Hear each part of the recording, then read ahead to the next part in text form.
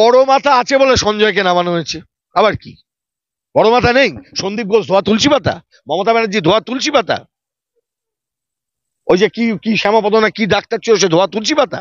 নিলেন যখন ঠিক করে শুনলেন না কেন? ডক্টর চন্দ্রচূড় তৎকালীন প্রধান বিচারপতি যখন মামলাটা নিলেন, তাহলে মামলাটা সঠিক নিষ্পত্তি না করে বাড়ি চলে গেলেন কেন? তাহলে এই পাওয়ারফুল লোকেদের সোর্স অফ পাওয়ার কি?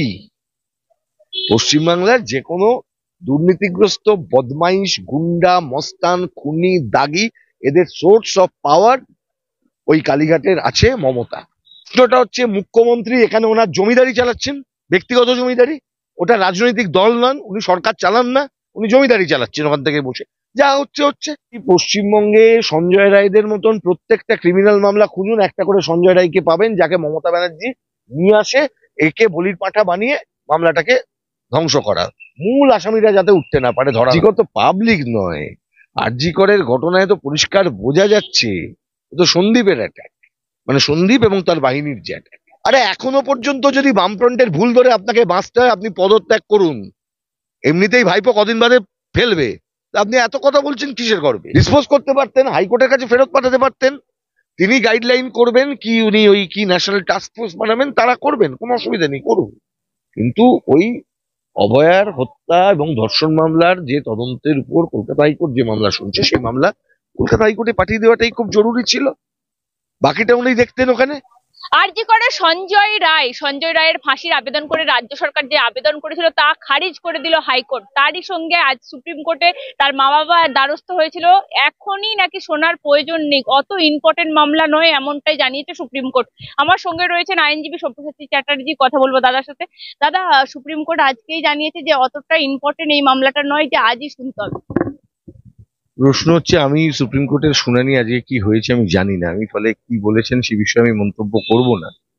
তবে আমি এটা বলতে পারি যে প্রথমে যখন সুপ্রিম কোর্ট এই মামলাটি নিয়েছিলেন, যখন কলকাতা হাইকোর্ট সিবিআই তদন্তের নির্দেশ দিলেন, তারপর তখনই একটা বিষয় আমার মনে হচ্ছিল যে what are the reasons to issue notice or initiate suo motu proceeding.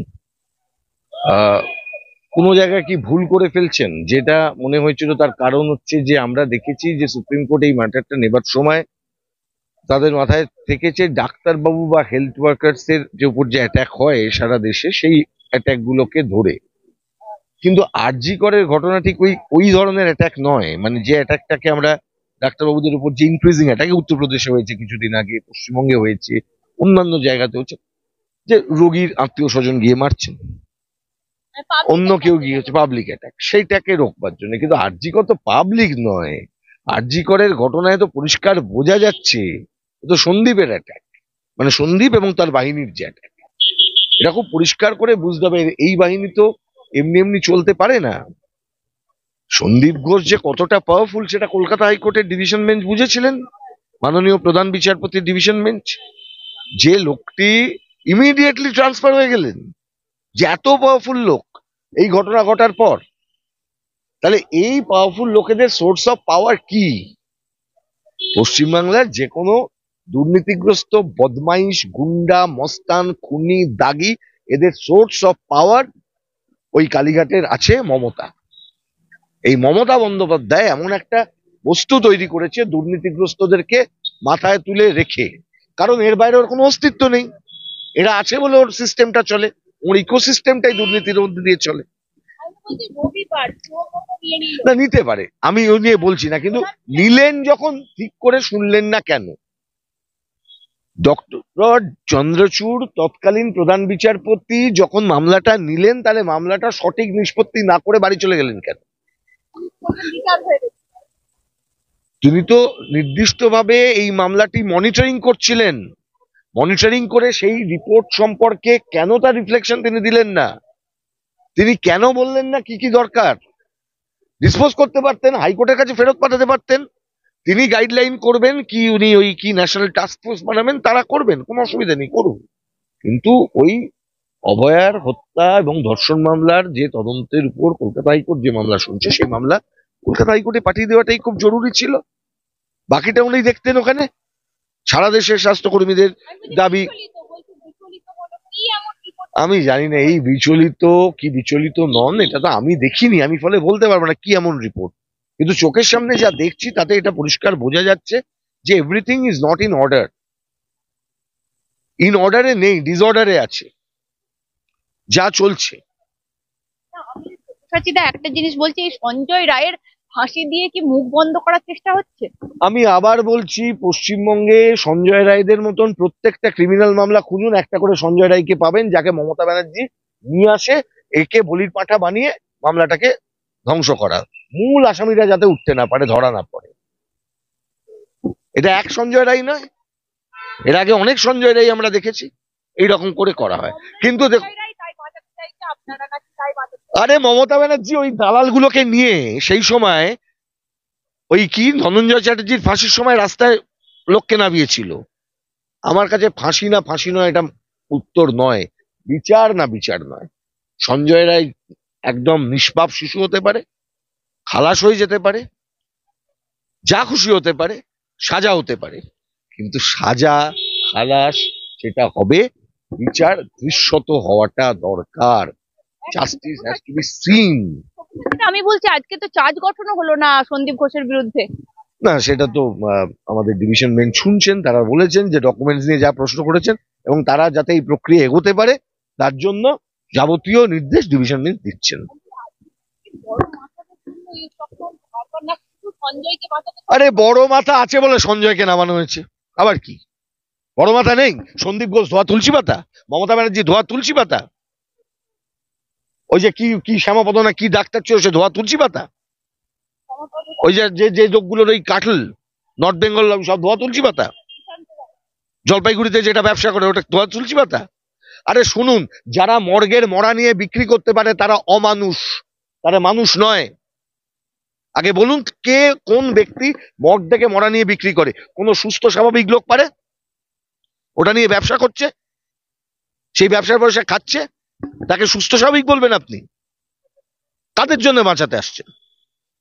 তারা ধরা পড়লো না কেন প্রশ্ন করবে না পাবলিক? এত লক্ষ লক্ষ লোক নামলো, সবাই সিপিএম সবাই বিজেপি, ওর মধ্যে তৃণমূলের লোক ছিল না? তৃণমূলের লোকেদের বাড়িতে মামন নেই? তাদের বাড়ির ছেলেমেয়েরা কাজ করতে যায় না? প্রশ্নটা হচ্ছে মুখ্যমন্ত্রী এখানে ওনার জমিদারি চালাচ্ছেন, ব্যক্তিগত জমিদারি, ওটা রাজনৈতিক দল নন, উনি সরকার চালান না, উনি জমিদারি চালাচ্ছেন ওখান থেকে বসে। যা হচ্ছে হচ্ছে, চলছে, রাজ্য চলছে। কি চলছে আপনি তো বুঝতে পারছেন কি হচ্ছে। মাধ্যমিক পরীক্ষা ছোট ছোট ছেলেমেয়েরা তারা এখনো পর্যন্ত পায়নি, তো এটাকেই মেনে নিয়েছে। মানো মানো মানো মানা প্র্যাকটিস করো, মেনে নাও। দাদা আরেকটা জিনিস বলছি, 13 লক্ষ কোটি টাকা আমাদের এখানে ইনভেস্ট হয়ে গেছে, মুখ্যমন্ত্রী জানিয়েছেন। আমি একটা উদাহরণ দিচ্ছি, উনি বলেছেন হাওড়ার সাঁকরাইলে নাকি 1500 কোটি টাকার রাবার শিল্প আসবে, খুব ভালো কথা। আমি একজন হাওড়ার মানুষ হিসেবে সাঁকরাইলে রাবার শিল্প এলে আমাদের হাওড়া জেলার হাওড়া লোকসভা কেন্দ্রের অন্তর্গত এলাকার বহু ছেলে মেয়েদের চাকরি হবে, I will be the happiest person. কিন্তু তার আগে মমতা ব্যানার্জি বলে দিন চাঁপাতলা থেকে সারেঙ্গা পর্যন্ত যে রাস্তা, সেই রাস্তাটা কবে হবে আর কেন এখনো পর্যন্ত হলো না? টেন্ডারের টাকা কারা খেলো? ওইখানে সারেঙ্গা পঞ্চায়েত তৃণমূল বিজেপি মিলে চালায়। আরে শূন্য বামফ্রন্ট, মুশকিলটা কি এখানে? কি হয় এখানে? কাটমানি হয়। বামফ্রন্টের আমলে ধর্মঘট হতো, ধর্মঘটটা মনে রাখবেন একটা আইনি বিষয়। Strike is our right. যেমন মালিকের লক আউট করার অধিকার আছে, একজন শ্রমিকের স্ট্রাইক করার অধিকার আছে। ধর্মঘটটা ছেলে খেলা নয়। কিছু কিছু কাগজ আর কিছু কিছু চ্যানেল বলবে ধর্মঘট ধর্মঘট, মিছিল মিটিং মিছিল বন্ধ হয়েছে, ধর্মঘট বন্ধ হয়েছে। কত টাকা এসছে পশ্চিমবাংলায়? একটা সময় ছিল না, কিছু লোক ছিল ভদ্রলোক, সকালবেলা উঠে জ্যোতি বসুর আদ্য শ্রাদ্ধ করতো, লাল ঝান্ডা উড়িয়ে উড়িয়ে সব কারখানা উঠে গেল পশ্চিমবঙ্গ থেকে। কোথায় সেই ভদ্রলোকগুলো? আরে মমতা জমি নীতিকে ছুঁড়ে ফেলে দিয়েছে সবাই, এমন জমি নীতি করেছে শুধু জমি থেকে। আরে টাটার বিরুদ্ধে লড়াই কেন হবে? পুঁজিবাদের বিরুদ্ধে মমতা ব্যানার্জি বলবেন? ভাববেন কি করে আপনারা?